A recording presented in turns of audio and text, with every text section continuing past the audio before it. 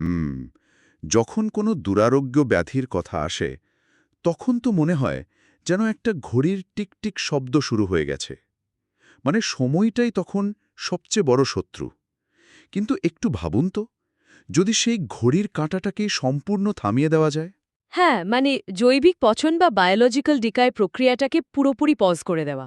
ঠিক তাই আর এটাই আমাদের আজকের এই গভীর আলোচনার মূল বিষয় আজ আমরা টাইম শিফটের নথিপত্র নিয়ে কথা বলবো মানে ডক্টর অ্যালেক্স আর বায়োটেকনোলজিস্ট হাশেম আল গাইলির বিশ্বের প্রথম ক্রায়োপ্রিজার্ভেশন প্রজেক্ট একদম। এই সোর্সগুলো থেকে এই প্রজেক্টের পেছনের প্রযুক্তিটা বোঝা খুব জরুরি। মানে কোনো রোগের নিরাময় আবিষ্কার না হওয়া পর্যন্ত মানবদেহ কিভাবে অবিকৃত থাকবে। হ্যাঁ আর এই সোর্স ঘাঁটতে গিয়ে আমি আহ, সবচেয়ে বেশি অবাক হয়েছি এর প্রক্রিয়াটা দেখে মানুষের শরীরে শুধু ইমপ্ল্যান্ট দিয়ে ভাইটাল সাইন ট্র্যাক করা হচ্ছে না শরীরকে -196 ডিগ্রি সেলসিয়াসে নামিয়ে আনা হচ্ছে হ্যাঁ, -196 ডিগ্রি। তো সাধারণ ফ্রিজে কিছু রাখলে তো কোষ বরফ হয়ে ফেটে যাওয়ার কথা তাই না ঠিক ওই জায়গাটাতেই আসলে একটা ম্যাজিক কাজ করে। মানে হিলিয়াম, জিনন, আর্গন আর অক্সিজেনের একটা বিশেষ মিশ্রণ।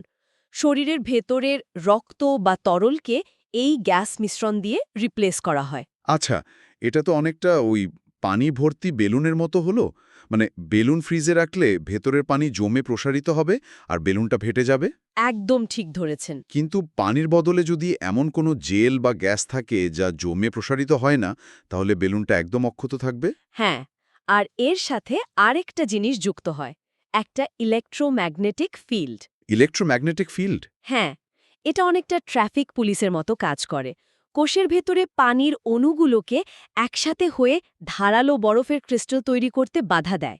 ফলে কোষ একটুও নষ্ট হয় না। ওয়াও কিন্তু আমার মাথায় একটা বাস্তবসম্মত দুশ্চিন্তা ঘুরছিল মানে এতগুলো শরীর আন্ডারগ্রাউন্ড ভল্টে -196 ডিগ্রিতে রাখা হঠাৎ যদি বিদ্যুৎ চলে যায় এটা নিয়ে তারা বেশ ভালোই ভেবেছে। এই আন্ডারগ্রাউন্ড ফ্যাসিলিটি মূলত সৌরশক্তি আর বায়ুবিদ্যুতের মতো গ্রিন এনার্জি দিয়ে চলবে। আচ্ছা আর মূল গ্রিড ফেল করলে ব্যাকআপ হিসেবে থাকছে নিজস্ব পারমাণবিক শক্তি বা নিউক্লিয়ার পাওয়ার। তাই বিদ্যুৎ বিভ্রাটের কারণে তাপমাত্রা কমার কোনো সুযোগই আসলে নেই। যাক শারীরিক দিকটা তো সুরক্ষিত হলো কিন্তু একজন মানুষ যখন 1 শতাব্দী ধরে ঘুমিয়ে থাকবেন তখন বাইরের পৃথিবীতে তার জীবন বা সম্পর্কের কি হবে সোর্সে দেখলাম তারা একটা এআই ডিজিটাল অবতার তৈরি করছে হ্যাঁ, পুরো ডেটা দিয়ে তৈরি এই এআই অবতার মূলত একটি অমর ডিজিটাল যমজ হিসাবে কাজ করবে। ডিজিটাল যমজ ঠিক তাই। মূল মানুষটি যখন ক্রায়োস্টাসিসে আছেন, মানে তার জৈবিক ক্ষয় যখন বন্ধ, তখন এই অবতার তার পরিবারের সাথে নিয়মিত যোগাযোগ রাখবে, এমনকি পরের প্রজন্ম কিভাবে বড় হচ্ছে সেই ফ্যামিলি হিস্ট্রিও রেকর্ড করবে।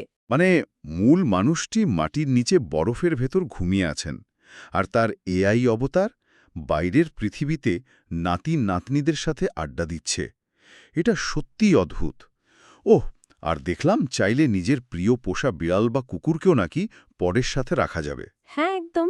আর এর পরিধি শুধু পৃথিবীতেই আটকে নেই কিন্তু। মহাকাশ বিজ্ঞানেও এর বিশাল প্রয়োগ আছে। মহাকাশে কিভাবে ধরুন দূরবর্তী কোনো গ্রহে দীর্ঘ যাত্রা। নভোচারীদের এই পডগুলোতে ঘুম পাড়িয়ে রাখলে দীর্ঘ যাত্রায় তাদের মাসল অ্যাট্রোফি বা পেশি ক্ষয় রোধ হবে। হ্যাঁ আর বছরের পর বছর বেঁচে থাকার জন্য যে বিশাল পরিমাণ অক্সিজেন আর খাবারের দরকার হতো সেটাও তো বেঁচে যাচ্ছে ঠিক বলেছেন। খরচ একদম শূন্যে নেমে আসবে। আর বিলুপ্তপ্রায় প্রাণীদের ডিএনএ সংরক্ষণের জন্য তো তাদের বায়ো আর্কাইভ ভল্ট থাকছেই। আচ্ছা এবার একটু অন্যদিকে যাই ধরুন 100 বছর পর যখন কেউ ঘুম থেকে উঠবেন তখন তার চারপাশের পৃথিবী তো পুরোপুরি অচেনা হবে তার আর্থিক অবস্থা বা মেডিকেল রেকর্ডের নিরাপত্তা কিভাবে নিশ্চিত হবে হুম এখানে আসলে ব্লকচেইন প্রযুক্তির ব্যবহার করা হয়েছে। এই পুরো স্বয়ংক্রিয় সিস্টেমে ব্লকচেইন নিশ্চিত করে যে শত বছর ধরে ওই ব্যক্তির ডাটা কেউ হ্যাক করতে বা বদলে দিতে পারবে না। দারুণ আর জিগে ওঠার পর নতুন পৃথিবীর সাথে খাপ খাইয়ে নিতে ওই যে টাইম শিফট একাডেমি তাদের বিশেষ ট্রেনিং দেবে হ্যাঁ, আর সবচেয়ে মাথা ঘোরানোর বিষয়টা হলো তাদের এআই চালিত ইনভেস্টমেন্ট ফান্ড মানে বর্তমানের মূল্যস্ফীতির কথা ভাবুন, আর এরপর সব স্কিপ করে ১০০ বছর পর ঘুম থেকে উঠলেন আর দেখলেন এআই আপনার জমানো টাকা চক্রবৃদ্ধি হারে খাটিয়ে আপনাকে একজন বিলিয়নের বানিয়ে দিয়েছে। হ্যাঁ, টাইম শিফট আসলে শুধু রোগ নিরাময়ের হাসপাতাল নয়, এটি ভবিষ্যতের জন্য একটি সম্পূর্ণ নতুন ইকোসিস্টেম। যে কোনো বৈশ্বিক দুর্যোগে এটি মানব সভ্যতার জন্য একটা লাইফ বোটের মতো। একদম ঠিক। তো আলোচনা শেষে একটা অদ্ভুত চিন্তা আমার মাথায় ঘুরপাক খাচ্ছে। যদি ১০০ বছর পর পৃথিবীর বহু মানুষ একই সাথে সম্পূর্ণ সুস্থ আর বিপুল সম্পদের মালিক হয়ে ঘুম থেকে জেগে ওঠে, তবে কি মানব জীবনের স্বাভাবিক লক্ষ্য বা পরিশ্রমের সংজ্ঞা চিরতরে বদলে যাবে না? তখন কি মানুষ আর আগের মতো ভবিষ্যৎ গড়ার তাগিদ অনুভব করবে? এই প্রশ্নটি আজ ভাবনার জন্য রেখে আমরা বিদায় নিচ্ছি।